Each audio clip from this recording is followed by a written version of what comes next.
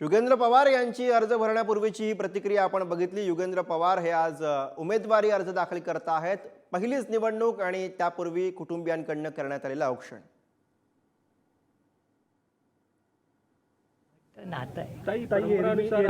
बारामती हिरवी दिसायची शेतकऱ्यांची, पण आता पिंक दिसायला लागली।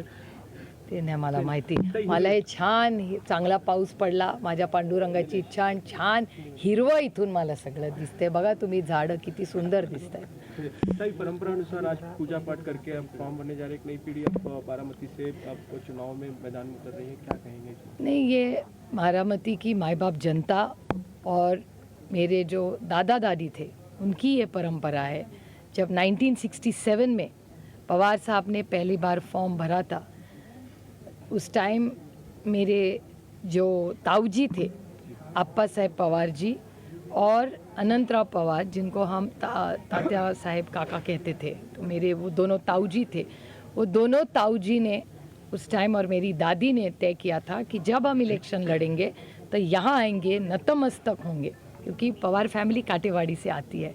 तो यहाँ आके नतमस्तक होके हम इलेक्शन की शुरुआत की है। और ये हमारा भाग्य है कि हमारी दादा दादी और मेरे ताऊजी, भले अप्पा साहेब पवार हो या तात्या साहेब पवार हो, मेरे दूसरे चाचा माधव पवार, इनको हम प्यार से बासाका कहते थे, इन सब का जो आशीर्वाद और प्यार 6 दशकों से पवार साहब के साथ रहा है, मारुति राया का रहा है। और सबसे बड़ा ये जो बारामती की माँ बाप जनता है, उनका आशीर्वाद यही एक प्यार के रिश्तों से बांधा हुआ। क्या प्रार्थना की आपने भगवान से? मैं तो हमेशा प्रार्थना करती हूँ कि सबका भला हो, महाराष्ट्र में अच्छी बारिश हो और दिक्कत में आया जो किसान हो उसको न्याय मिले। जीत को लेकर आश्वस्त हैं आप? देखिए, हर जो एग्जाम के लिए बैठता है वो पास होने के लिए तो बैठता है। एक शेवटचा प्रश्न की निवडणुकीला सामोरं जाताना बारामतीतले असे कुठले प्रश्न आहेत की ज्याला सामोरं उतरून युगेंद्र पवार उतरतील? नाही, मला असं वाटतं ह्याची चर्चा आम्ही अनेक वेळा, मीही अनेक वर्ष बारामतीच्या मायबाप जनतेच्या आशीर्वादामुळे इथे लोकप्रतिनिधी म्हणून काम करायची संधी मला मिळाली। आज महागाई, बेरोजगारी आणि भ्रष्टाचार प्रचंड वाढलेला आहे।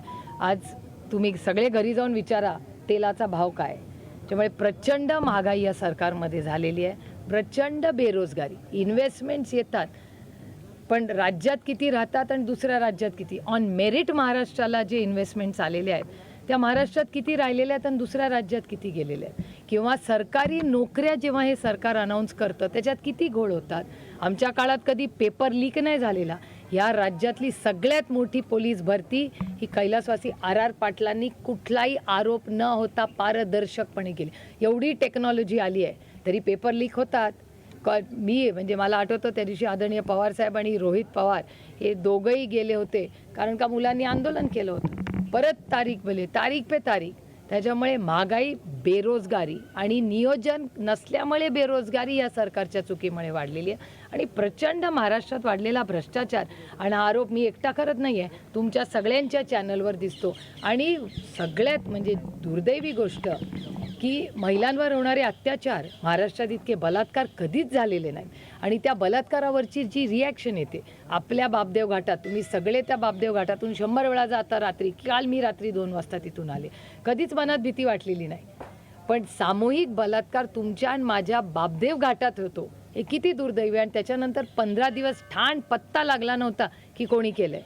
काय करते पोलीस यंत्रणा, होम मिनिस्ट्री काय करते? महिला इथे आपल्या बारामती चौकामध्ये मारामारीचे व्हिडिओ हे मी नाही काढलेले, तुमच्या चॅनलवर तुम्हीच चालवलेत।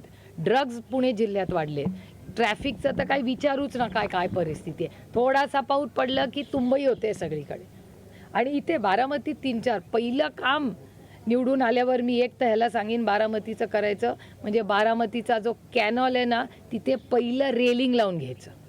कारण का त्या canal is so accident prone, तिथे कोणीही पडलं तर काय होईल। अस्तरीकरणाचा अतिशय गंभीर विषय आहे, ते करायला लागेल। आणि सोशल इम्पॅक्टमध्ये बदल झाला पाहिजे। नुसती बिल्डिंग बांधून प्रश्न सुटत नाही, त्या व्यक्तीत एक तर सगळी कामं पारदर्शकपणे चालली आहे। एक आता काय